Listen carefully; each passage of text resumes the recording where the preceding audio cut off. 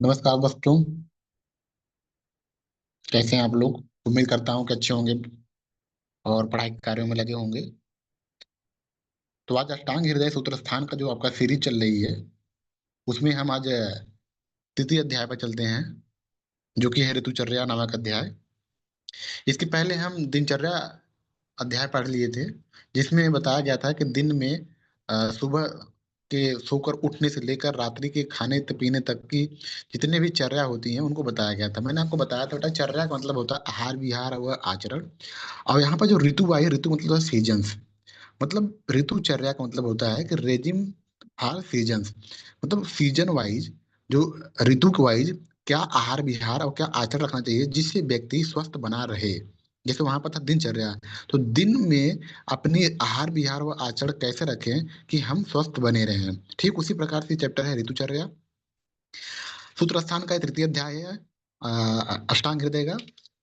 ठीक है, तो यहाँ पर सबसे पहले आपको जानना होता है ऋतुएं क्या होती हैं, ऋतुएं कितनी होती हैं। तो बेटा मैं आपको बता दूं कि भारतवर्ष में 6 ऋतुएं होती हैं। यहाँ पर 6 ऋतुएं होती हैं और 12 महीने होते हैं। आपको पता है कि 12 महीने होते हैं। उनमें से दो दो महीनों को मिलाकर टोटल 6 ऋतुएं बनती हैं। ठीक है। आपको हिंदी के महीने अगर याद होंगे, तो हिंदी के महीने शुरू होते थे चैत्र बैसाख ज्येष्ठ आषाढ़ श्रावण भादव अश्विन कार्तिक माघिक पौष माघ फागुन। तो इसमें दो दो ऋतुओं को मिलाकर बेटा, दो दो ऋतुओं को मिलाकर जो है ना, एक दो दो मास को मिलाकर एक ऋतु को बनाया गया है। ठीक है।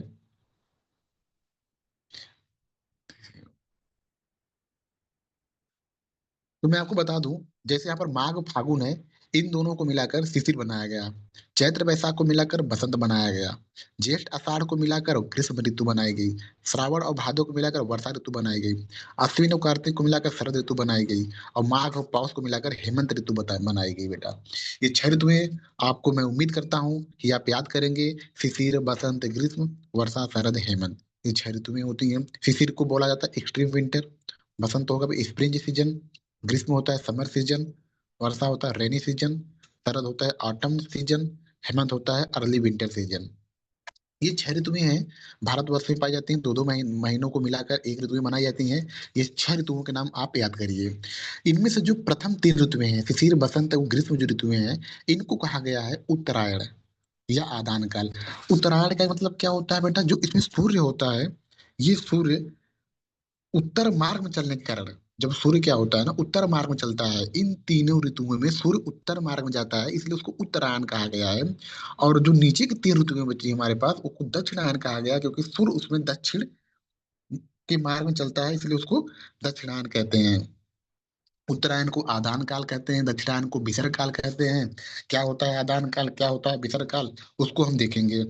आदान काल का मतलब होता है बेटा, आगे नीचे हम जाएंगे देखेंगे, तो आदान काल का मतलब होता है कि वह काल जो प्राणियों को बल को ले लेता है। आदान, एक होता है दान, एक होता है आदान। तो प्राणियों को बल को ले ले, आदान।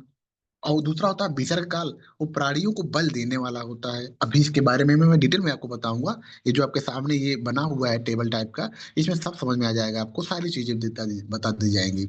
आदान काल में मैंने आपको बताया कि प्राणियों के बल को ले लेता है। मैंने आपसे बताया कि जो आदान काल होता है, इसको उत्तरायण कहते हैं बेटा। इसमें सूर्य जो होता है, ये उत्तर के मार्ग की तरफ चलता है, इसमें सूर्य जो होता है बलवान रहता है। अच्छा, जब सूर्य बलवान रहेगा, जब सूर्य क्या होता है बलवान रहेगा, तो क्या होगा कि आग्नेय होगा। ना गर्मी ज्यादा होगी ना, अग्नि ज्यादा होगी, तो आग्नेय होता है ये। ठीक है। जबकि विसर्ग काल में क्या होता है, चंद्रमा बलवान होता है। तो जब जो चंद्रमा बलवान होगा, तो जो जगत होगा, जो संसार होगा, वो कैसा होगा, सौम्य होता है, वो शीतल होता है। जबकि यही आदान काल में जो संसार होगा, यूनिवर्स होता है, ब्रह्मांड होगा, वो कैसा होता है, वो आग्नेय मतलब गर्म होता है, उष्ण होता है। बात करेंगे आदान काल में जो सूर्य होता है ना, उसमें सूर्य की तेज से, सूर्य की किरणों से हवाएं जो होती है बेटा ना, बहुत गर्म हो जाती हैं। और जब गर्म हवाएं हो जाती हैं, तो बहुत ज्यादा वो रफ हो जाती हैं, रुक्ष हो जाती हैं। जबकि विसर्ग काल में चंद्रमा जो होता है, वो अपनी शीतलता से शीतल हवाओं को शीतल कर देता है, जिससे जो गर्मी होती है वो शांत हो जाती है। ठीक है। इसीलिए आदान काल में आप देखेंगे कि जो सूर्य होता है ना, वो जगत का शोषण करता है। इसलिए तो उसको आदान काल कहा गया था। जबकि विसर्ग काल में जो सूर्य चंद्रमा है ना बेटा, वो जगत का पोषण करता है, इसलिए उसको विसर्ग काल कहा गया था। अच्छा एक बात बताइए, जब सूर्य जगत का शोषण कर रहा है, जगत मतलब होता है इस यूनिवर्स के जो जो कुछ भी होगा, मतलब प्लांट्स एनिमल्स कुछ भी होंगे, सबका शोषण करता है। तो हम जाहिर सी बात है, सबका बल कैसा हो जाएगा, क्षीण हो जाएगा, सबका बल क्या हो जाएगा, कम हो जाएगा। जबकि विसर्ग काल में चंद्रमा क्या होता है, वो शरीर के जो बल होता है उनकी वृद्धि कराता है बेटा। ठीक है, मोटा मोटा आपने इसके बारे में समझ लिया। अब मैंने आपसे बताया था कि जो उत्तरायण यानी कि आदान काल जिसको कहते हैं, उसमें तीन ऋतुएं आती हैं शुरू की, शिशिर बसंत ग्रीष्म। और जो विसर्ग काल होता है जिसको दक्षिणायन कहते हैं, उसमें लास्ट की तीन ऋतुएं आती हैं, वर्षा शरद हेमंत। ठीक है बेटा, होता क्या है ना कि इन छह ऋतुओं में आदान काल और जो विसर्ग काल के हिसाब से तीन तीन डिवाइड कर दिया गया है। तो इन तीन तीन ऋतुओं में ना एक एक रस की महाभूत होती है। आपको पता है कि छह रस होते हैं। ठीक है, तो शिशिर में कैसा होता है, तिक्त रस। बसंत में कौन सा रस की प्रधानता होती है, कसाय रस के बलवान होगा। ग्रीष्म में कैसा रस होगा, कटु रस बलवान होगा। ठीक उसी प्रकार से विसर्ग काल की जो ऋतुएं होती हैं, वर्षा काल में, वर्षा ऋतु में आम्ल रस की प्रधानता होगी। शरद ऋतु में लवण रस की प्रधानता होगी। हेमंत ऋतु में मधुर रस की प्रधानता होगी। कहने का तात्पर्य ये है बेटा ना कि इस ऋतु में जितने भी जगत के जितने भी सबस्टेंसेस होंगे, मटेरियल होगा, बॉडीज होगी, सब में ना इस रस की बलवा होते तो सारे रस हैं, लेकिन ये रस जो होता है ना बलवान होगा। ये रस जो होता है ना वो ज्यादा मात्रा में होगा। तो जैसे शिशिर में तिक्त रस ज्यादा हो, शिशिर ऋतु में अगर हम किसी चीज को खाएंगे, कोई फ्रूट को खाएंगे, किसी और चीज को खाएंगे, तो तिक्त रस प्रधान मिलेगा हमें। ठीक है, हम इस क्रम में आते हैं आपके एग्जाम में बेटा। ये सबसे इस चैप्टर से एक क्वेश्चन आना फिक्स होता है। कोई ना कोई एक छह ऋतुओं में से एक ऋतुचर्या के बारे में डिटेल में पूछा जाएगा आपसे। तो आप कम से कम आदान काल और विसर्ग काल को देखते हुए किसी एक ऋतु के बारे में इतने पॉइंट जितने यहाँ पर लिखे गए हैं, पांच छह पॉइंट लिखे गए हैं। जैसे आपको हेमंत ऋतुचर्या आ गई, तो हेमंत ऋतुचर्या आपको पता होना चाहिए कि हेमंत किस में आता है, विसर्ग काल में आता है। तो विसर्ग काल में बेटा आपको इतने पॉइंट, विसर्ग काल के जितने पॉइंट बताए गए हैं ना, पांच छह पॉइंट बताए गए हैं, इन पॉइंट को आपको एटलीस्ट उसमें लिखना ही लिखना है। ठीक है, आगे बढ़ते हैं हम। तो आपकी पहली ऋतुचर्या यहाँ शुरू होती है। पहली ऋतु की जो चर्या होती है, चर्या मतलब होता है बेटा आहार विहार और आचरण। हेमंत ऋतुचर्या में किस प्रकार का आहार विहार, किस प्रकार का हम आचरण रखें जिससे हम स्वस्थ बने रहें, उसको कहते हैं हेमंत ऋतुचर्या। आपको पता है बेटा कि हेमंत ऋतु जो है वो विसर्ग काल में आती है, और विसर्ग काल में जो शारीरिक बल होता है वो बढ़ता है। ठीक है, तो काल स्वभाव से अगर देखा जाए, मतलब ये आदान और विसर्ग काल से देखा जाए अगर, तो इस ऋतु में पुरुष अधिक बलवान रहता है। यहाँ तक आप समझ में आ रहा है? अब तो और क्या होता है, जठराग्नि जो होती है बेटा इसमें बलवान रहेगी। जब बल अधिक ज्यादा रहेगा तो सारी चीजें बलवान रहेंगी, जठराग्नि भी बलवान होगी। और ऐसी सिचुएशन में अगर हमारी अग्नि, अगर हमारी डाइजेस्टिव फायर, अगर हमारा डाइजेशन बहुत स्ट्रांग है और हमें आहार न मिले, ठीक है, भूख बहुत तेज लगी हो और हमें आहार ना मिले, खाना ना मिले, तो क्या होगा, जो हमारी डाइजेस्टिव फायर होगी वो क्या करता है ना कि जो वात होगा ना उसके द्वारा इंड्यूस कराई जाएगी। और इंड्यूस जैसे हवा क्या करता है, हवा क्या करता है, आग को हम फूंक मारते हैं ना तो आग और तेज जलने शुरू हो जाती है। तो वायु के द्वारा ना वो जो अग्नि है हमारी, जो हमारी डाइजेस्टिव फायर है, वो क्या है उसको उसके हिसाब से जो है कि हमें खाना पीना नहीं मिला, तो वो अग्नि जो है ना वो वायु के द्वारा इंड्यूस होके ना क्या करेगी, और ज्यादा बढ़ जाएगी, वो अग्नि और फैल जाएगी। और जब फैल जाएगी तो शारीरिक जो धातुएं होंगी, ये रस रक्त मांस मेद अस्थि मज्जा शुक्र, उन सभी को सुखाने का काम कर देती है, उन सभी को पचाने का काम कर देती है। अब धातुओं का पाचन जब होगा तो क्या होगा बेटा, हम व्याधि की अवस्था में जाएंगे, हम डिजीज स्टेज में जाएंगे।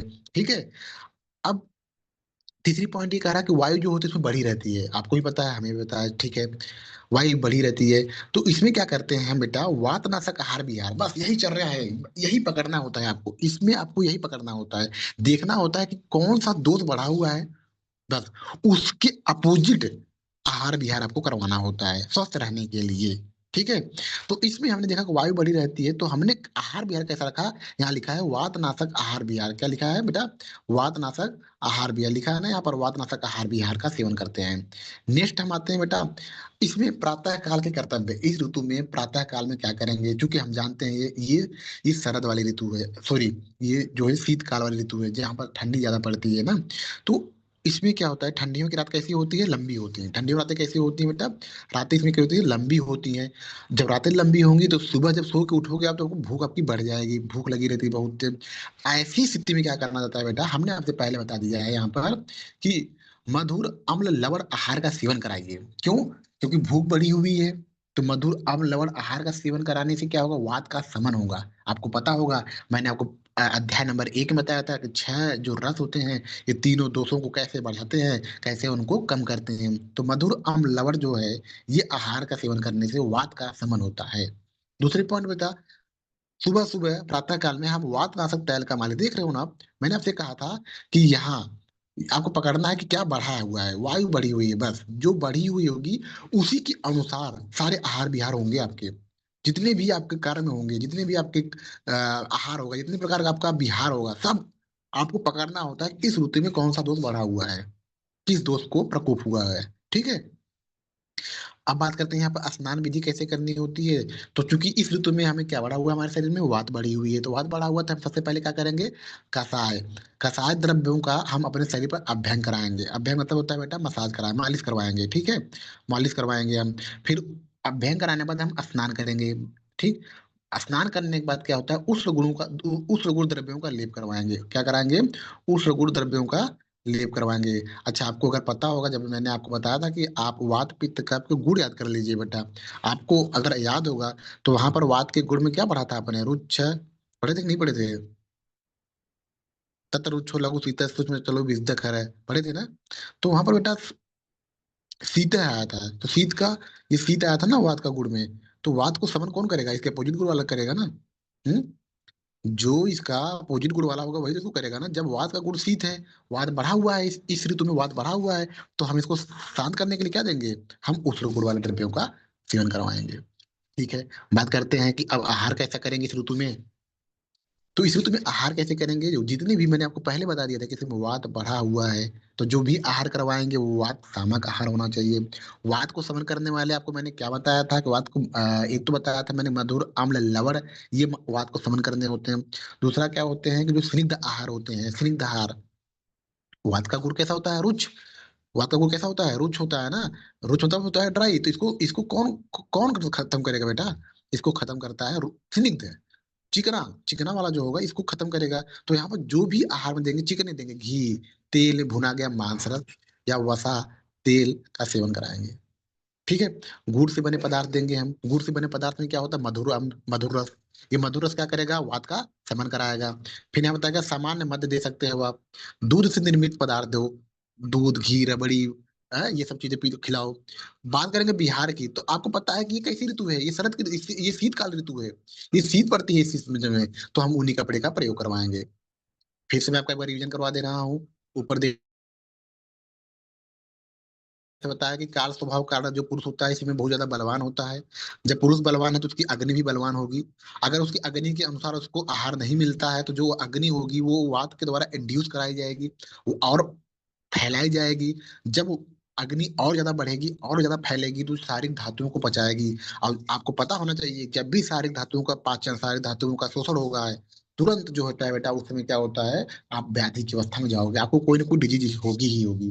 तो ऐसी सिचुएशन में हम क्या करते हैं, हम वातनाशक आहार विहार का सेवन कराएंगे। क्यों? क्योंकि वात बढ़ा हुआ है। ठीक है। प्रातः काल के कर्तव्य मैंने आपको बताया क्या करते हैं कि चूंकि रातें लंबी होती हैं, तो सुबह सो को जब उठोगे तो आपको भूख बहुत तेज लग जाएगी। भूख बहुत तेज लग जाएगी, उसके लिए क्या करेंगे हम आहार द्रव्य देंगे। किस प्रकार का आहार द्रव्य देंगे, ऐसे आहार द्रव्य देंगे जिनकी वजह से वात का शमन हो।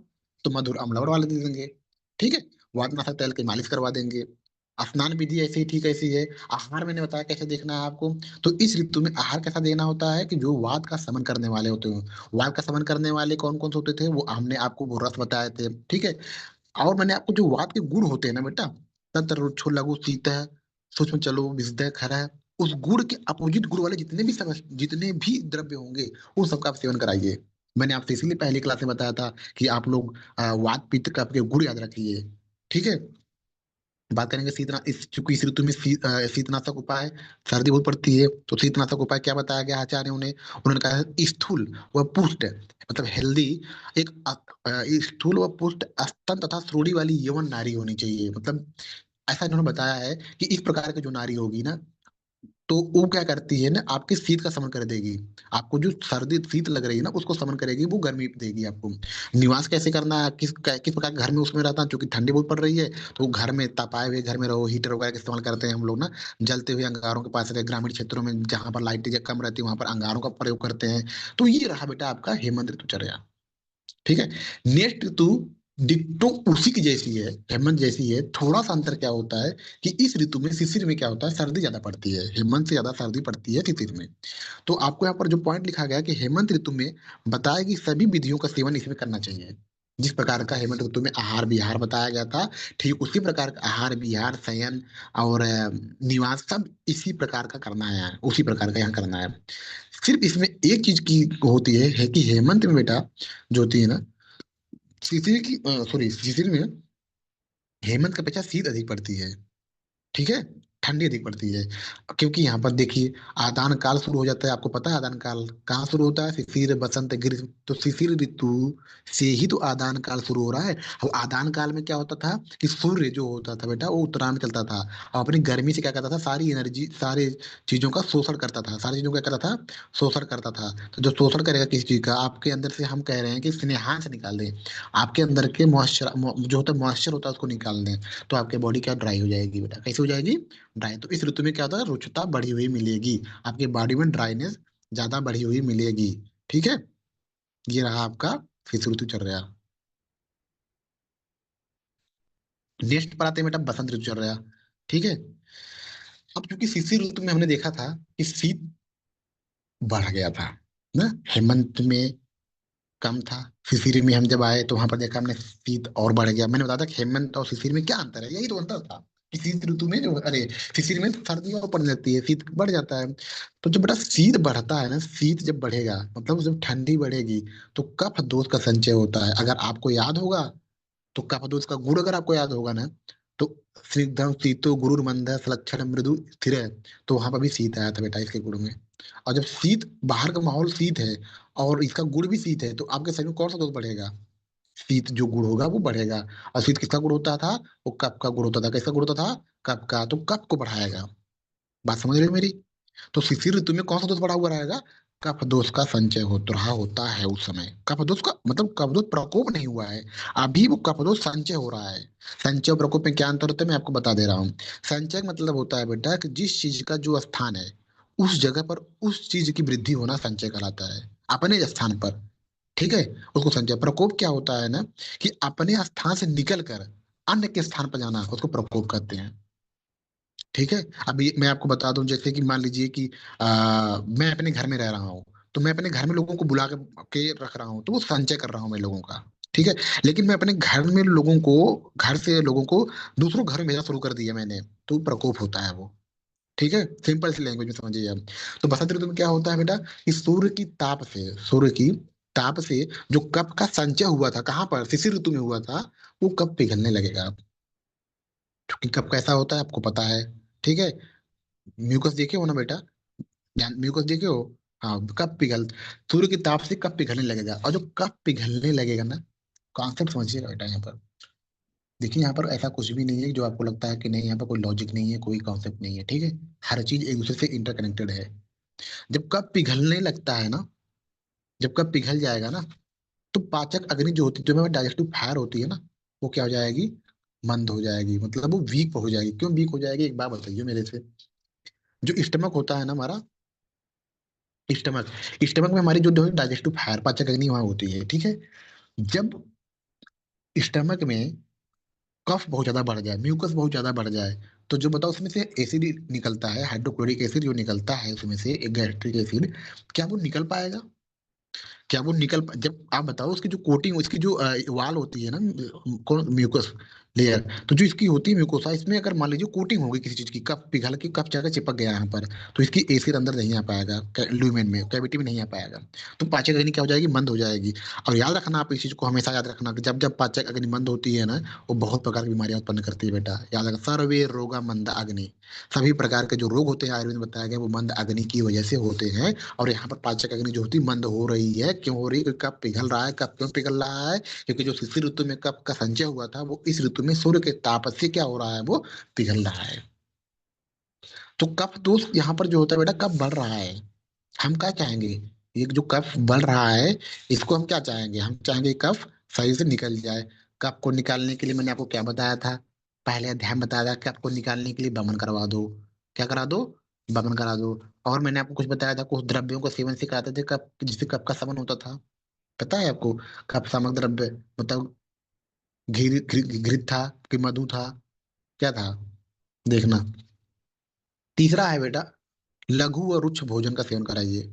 क्यों लघु भोजन का, अग्नि मंद है बेटा, अग्नि क्या है, कमजोर है। आप गुरु आहार, गुरु आहार का मतलब क्या होता है कि जो भोजन, जो आहार पचने में ज्यादा समय ले, ठीक है, इसको पचने में ज्यादा समय ले, वो गुरु होता है। और लघु क्या होता है, जो पचने में कम समय ले, वो आसानी से पच जाए, आसानी से पच जाए और पचने में कम समय भी लेता है ना, उसको लघु आहार कहते हैं। ठीक है। और रुक्ष भोजन क्यों देना है, क्योंकि कफ बढ़ा हुआ है, और कफ का गुण क्या होता है, स्निग्ध शीतो गुरुर मंद है, सलक्षण मृदु स्थिर है। तो बेटा जो वहां पर स्निग्ध आ रहा है ना, स्निग्ध कफ का गुण जो आ रहा है, स्निग्ध गुण आ रहा है, उसके अपोजिट गुणों का सेवन कराना है आपको। तो स्निग्ध का अपोजिट क्या होता है, रुक्ष होता है। समझ में आया। बात करेंगे यहाँ पर व्यायाम और उपटन का लगवाएंगे, क्योंकि व्यायाम से क्या होता है, कफ जो होता है वो बाहर निकल, कफ जो खत्म होता है, उपटन लगाने से क्या होता है, उससे भी उपटन से भी कफ समान होता है। अपथ्य क्या होता है इस काल में, आप बताओ ना। अग्नि कमजोर है, तो क्या गुरु आहार दे सकते हैं, क्या नहीं दे सकते हैं। मौसम ऑलरेडी शीत बढ़ रही है, कफ बढ़ा हुआ है, तो शीतल चीजों को दे सकते हैं नहीं। दिन में सोने, याद रखना, दिन में सोना, याद रखना, दिन में सोने से, लिख लेना है पर, दिन में सोने से कफ कब बढ़ता है, क्या होता है, कब, लिखिए, दिन में सोने से कब बढ़ता है। ठीक है। घी तेल से बने खाद्य पदार्थ नहीं देने हैं, क्योंकि घी तेल से बने खाद्य पदार्थ क्या होते हैं, ये कफ को बढ़ाने वाले होते हैं बेटा, क्या होते हैं ये, कफ को बढ़ाने वाले होते हैं। आपको पकड़ना है ये सब, पकड़ना आपको आ जाए ना, कि वात को बढ़ाने वाले कौन से होते हैं, पित्त को बढ़ाने वाले कौन से होते हैं, कफ को बढ़ाने वाले कौन से होते हैं। ठीक है। इनका समन करने वाले, इनको खत्म करने वाले कौन कौन से होते हैं, ये पकड़ना है। ऋतुचर्या में सबसे बड़ी चीज आपको है कि ऋतुचर्या में आपको पकड़ना क्या होता है, किस ऋतु में कौन सा दोष का संचय और किस दोष का प्रकोप, यानी कौन सा दोष बढ़ा हुआ है। बस, जो दोष बढ़ा हुआ है उसी के अनुसार, उसी के विपरीत जो है ना चिकित्सा, उसी के विपरीत द्रव्यों का सेवन करा दो। ठीक है, अपने आप सही हो जाओगे। नेक्स्ट आता है चौथा ऋतुचर्या है ग्रीष्म ऋतुचर्या। ग्रीष्म मतलब गर्मी। हम्म।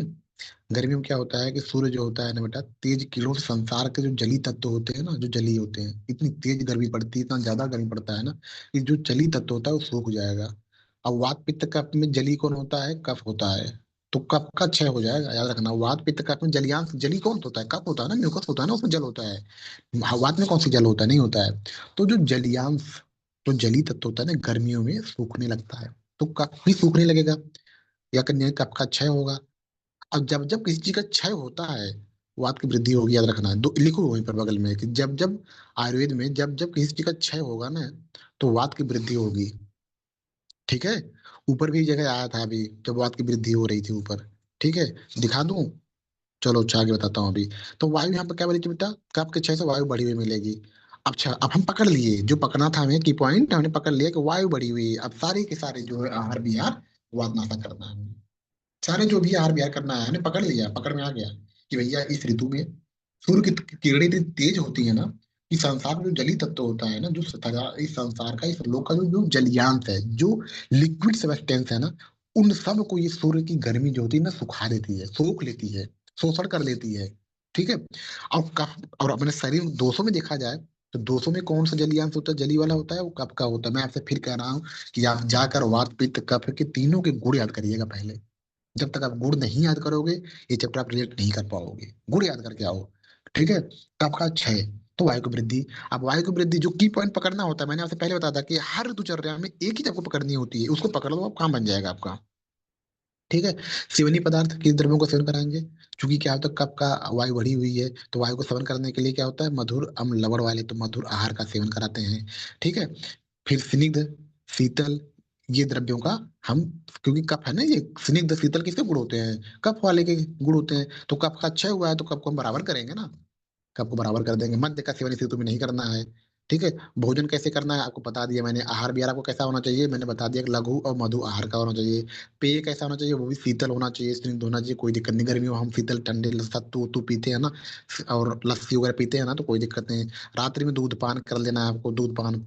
शयन विधान कैसे करना है, शीतल और बढ़िया एसी लगा के कूलर लगा के बढ़िया एकदम मस्त सोना है आपको, ठीक है। ये शयन विधान हो गया। आपको पेपर में आएगा क्वेश्चन यहाँ से याद रखना। अगला है वर्षा ऋतु चल रहा है, पांचवी ऋतु चल रहा है वर्षा। भाई साहब, ये ऐसी ऋतु चल रहा है बेटा ना, हमें लिख लेना कि यहाँ पर त्रिदोष का प्रकोप होता है, तीनों दोष, तीनों लिख लेना है पर।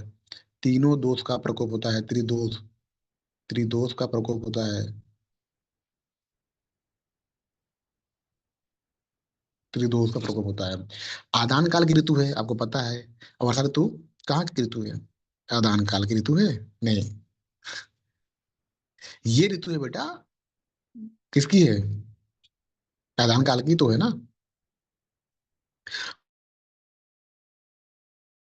कि सूर्य जो होता है उत्तरायण में चलता है, सूर्य की किरणों उसके सारे संसार के जलीयान, सारे संसार जगत का शोषण कर लेता है। वो जगत का शोषण कर लेने के कारण यह शरीर का भी शोषण करेगा। जब शोषण शरीर का भी करेगा तो शरीर कैसा हो जाएगा, दुर्बल हो जाएगा। ठीक है। और जब दुर्बल शरीर में क्या होता है बेटा, जो वात आदि जो दोष है ना, इनकी वजह से ना इनका प्रकोप होगा। क्या होगा इनका? का प्रकोप होता है वात आदि दोष का, तीनों का प्रकोप होता है। मैंने आपसे फिर बता दिया, वात आदि जो लिखा है ना यहाँ पर तीनों का। इन तीनों की वजह से ना अग्नि जो होती है ना, मंद अग्नि, दुर्बल शरीर में, दुर्बल शरीर है तो अग्नि कैसी होगी, मंद होगी। ठीक है। और ये वात आदि दोषों के प्रकोप की वजह से भी ये अग्नि, मंद अग्नि और बढ़ जाएगी, मतलब और मंद अग्नि हो जाएगी। अग्नि और कमजोर हो जाएगी, कहने का मतलब ये है। जब अग्नि और कमजोर हो जाएगी बेटा, तो हम इसमें क्या करेंगे कि वात आदि ये जो त्रिकोष का प्रकोप हुआ था, त्रिदोषों को समन करने वाली और जठराग्नि को बढ़ाने वाले आहार विहार। मेरी बात ठीक समझना। वर्षा ऋतुचर्या में क्या होता है कि आदान काल की ऋतु है। आदान काल में शरीर दुर्बल होता है। जब शरीर दुर्बल है तो अग्नि भी दुर्बल होगी, ठीक है। अग्नि दुर्बल है, मंदा है, हमारी अग्नि कैसी है, दुर्बल है, मंद है। और इस ऋतु में क्या होता है, तीनों दोष का प्रकोप होता है। और तीनों दोष के प्रकोप की वजह से जो अग्नि मंद हुई थी ना, वो और मंद हो जाती है। यानी कि ओवरऑल देखा जाए तो अग्नि जो होती है ना, वो बहुत कमजोर हो जाती है। ठीक है। तो इसमें जो चिकित्सा करेंगे, पकड़ लिया, की पॉइंट मिल गया मुझे, अग्नि मंद अग्नि, मंद अग्नि, की पॉइंट मिल गया, हुआ था तीनों दोष का प्रकोप। ठीक है। समझ में आया? ये हो गया आपके लिए। बमन विरेचन द्वारा दोषों का तो शरीर शुद्धि कैसे कराते हैं, जो ये बमन विरेचन द्वारा दोषों का शोधन करके फिर इसका बस्ती करवा देंगे हम। बिहार कैसे करे थे, तो चूंकि वर्षा ऋतु काल में बताया गया है कि नंगे पैरों में भूमि और कीचड़ में नहीं चलना चाहिए। नेक्स्ट हम आते हैं शरद ऋतुचर्या। शरद ऋतुचर्या के बारे में, वर्षा ऋतु में होता क्या था, पित्त का संचय हो रहा था। जो पिछली ऋतु थी उसमें क्या होता, पित्त का संचय हो रहा था। ठीक है। वहां पर तीनों तीनों तीनों दोषों का संचय हो रहा था बेटा। ठीक है ना, वहां पित्त का तीनों को हो रहा था, पित्त का संचय हो रहा था। शरद ऋतु में क्या होता है कि सूर्य की किरणें और तेज होती हैं, बिल्कुल सही बात है। सूर्य की शिशिर बसंत ग्रीष्म वर्षा शरद हेमंत। ठीक है। शरद ऋतु में सूर्य की किरणें जो होती हैं वो और तेज होती हैं। तो जो पित्त होता है, पित्त मतलब क्या होता है, गर्मी। और सूर्य की किरणें और बढ़ रही हैं तो उससे क्या होगा, गर्मी। तो गर्मी जब और गर्मी में मिलेगा तो गर्मी क्या हो जाएगी, कुपित, मतलब गर्मी बढ़ जाएगी ना। तो पित्त भी क्या हो जाएगा, कुपित हो जाएगा। हम्म। तो पित्त बस पकड़ लिया हमने क्या, की पॉइंट, पित्त कुपित हो जाती है, क्या वो की पॉइंट पकड़ना है चैप्टर में बेटा, बस पित्त कुपित हो जाता है। और जब पित्त कुपित हो गया तो आहार विहार कैसा हो जाए, पित्त समक आहार विहार दे दो। पित्त समक आहार विहार में तो घृत का सेवन करा दो। पित्त के लिए विरेचन बताया था आपको, वात के लिए बस्ती बताया था, और बमन के लिए कफ के लिए बमन बताया था। रक्त मोक्षण करवा दो। ठीक है। रक्त मोक्षण क्या होता है, मतलब बेटा ब्लड लेटिंग, ब्लड को शरीर से निकालना होता है। ठीक है। आहार विधि की बात करेंगे तो बस हमने पकड़ना था, पित्त शामक पकड़ना था, की पॉइंट पकड़ लिया मैंने यहीं से, पित्त शामक करना है। तो पित्त शामक कैसे, पित्त का शमन कैसे होता था, आपको पता होगा, 6 रसों में तिक्त, मधुर और कसाय, ये जो होते थे ये तिक्त आहार पित्त का शमन करते थे। ठीक है। बात करते हैं हंसोदक। हंसोदक क्या होता है, बहुत इंपॉर्टेंट है, आपको पूछता है किसकी, हंसोदक का सेवन किस ऋतु में करते हैं, एमसीक्यू बनेगा यहाँ से कि हंसोदक का वर्णन किस ऋतु में करते हैं, तो आपको याद रखना है, हंसोदक का वर्णन करते हैं शरद ऋतु में। तो हंसोदक होता क्या है कि दिन में एक नॉर्मल लैंग्वेज में आप समझिए कि पानी है ना, उसको आप दिन में सूर्य की रोशनी में उसको रख दो। ठीक है। रात में चंद्रमा किरण से उसको ठंडा कर दो। ठीक है। तो सूर्य व चंद्रमा किरणों से जो ठंडा और गर्म हुआ है वो, उसको अगस्त तारा के उदय हो जाने पर, अगस्त एक तारा होता है, जब वो उदय हो ना, तो वो निर्विष हो जाती है, और वह पवित्र, निर्मल और दोष का नाश करने वाली होती है। उसको हंसोदक कहते हैं, याद रखना। हंसोदक का वर्णन कहाँ पूछा जाता है, कहाँ आया, तो हंसोदक का वर्णन कहाँ आया है? हंसोदक वर्णन शरद ऋतु में आया है। बात करते हैं कि शरद ऋतु में बिहार कैसे करते हैं। तो चंदन, खस, कपूर का लेप लगा के, क्योंकि ये सब कैसे होते हैं, शीतल द्रव्य होते हैं। चंदन वगैरह क्यों लगाते हैं? शीतल, तो पित्त का समन करना है ना बेटा हमें। पित्त कैसा होता है, गर्म होता है, उष्ण होता है, उसको समन करना है हमें। उसके समन के लिए हम लोग ये शीतल चीजों का लेप लगाएंगे, मोतियों की माला पहनेंगे। क्या नहीं करना चाहिए वो देख लीजिए। यहाँ बताया गया है कि ओस, क्षार पदार्थ, भरपेट भोजन, दही, तेल, वसा, तेज और तिल मध्य, इन सब का सेवन नहीं करना है, ठीक है। बात करते हैं, आपके लिए एक छोटा सा कॉन्सेप्ट ये भी है, जानना जरूरी है, इसलिए जान जाइए आप लोग इसको, ठीक है। वात आयु दोष का चय, प्रकोप और प्रशम। चय मतलब, मैंने आपसे फिर बता रहा हूँ, लिख लीजिएगा। चय मतलब होता है किसी भी चीज का अपने स्थान पर संचय होना, अपने स्थान पर वृद्धि होना को संचय कहते हैं, ठीक है। प्रकोप का मतलब क्या होता है कि अपने स्थान से हटकर दूसरों के स्थान पर जाने की प्रक्रिया को प्रकोप कहते हैं। और प्रसंग मतलब क्या होता है कि स्वतः अपने आप किसी चीज का शांत हो जाना, प्रसंग कहते हैं। तीनों चीजों का मतलब समझ लीजिएगा। संचय का मतलब होगा किसी भी चीज का अपने स्थान में वृद्धि होना।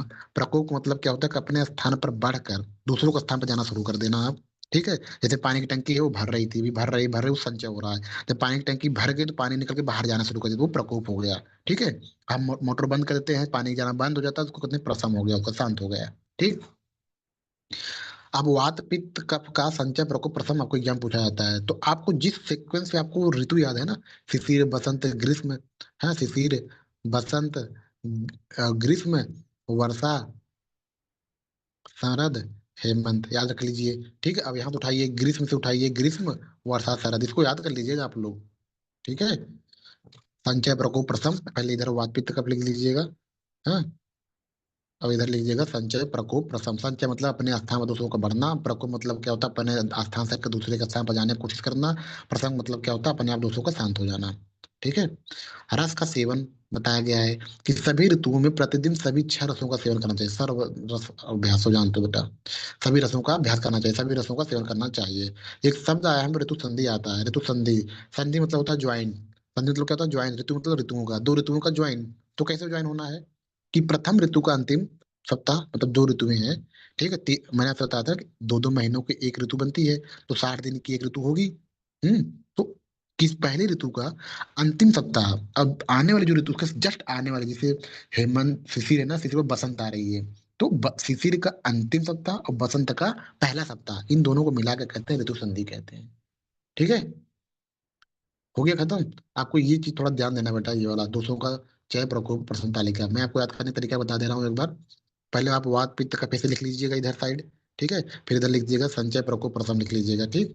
फिर यहाँ से जैसे आप ऋतु गिनते हो ना, शिशिर, बसंत, ग्रीष्म, वर्षा, शरद, हेमंत, ठीक है। शिशिर, बसंत, ग्रीष्म, वर्षा, शरद और हेमंत, ये हो गया आपका सीक्वेंस, ठीक है। फिर ग्रीष्म से शुरू कर देना है, पर ग्रीष्म, वर्षा, शरद, यही याद कर लेना आप, ठीक है। ये आपके लिए इंपॉर्टेंट है, जरूरी है, याद कर लेना। उम्मीद करता हूँ कि आज की क्लास आप लोगों को अच्छी लगी होगी, ठीक है। कुछ कंफ्यूजन हो, कुछ डाउट होगा तो मैसेज करिए।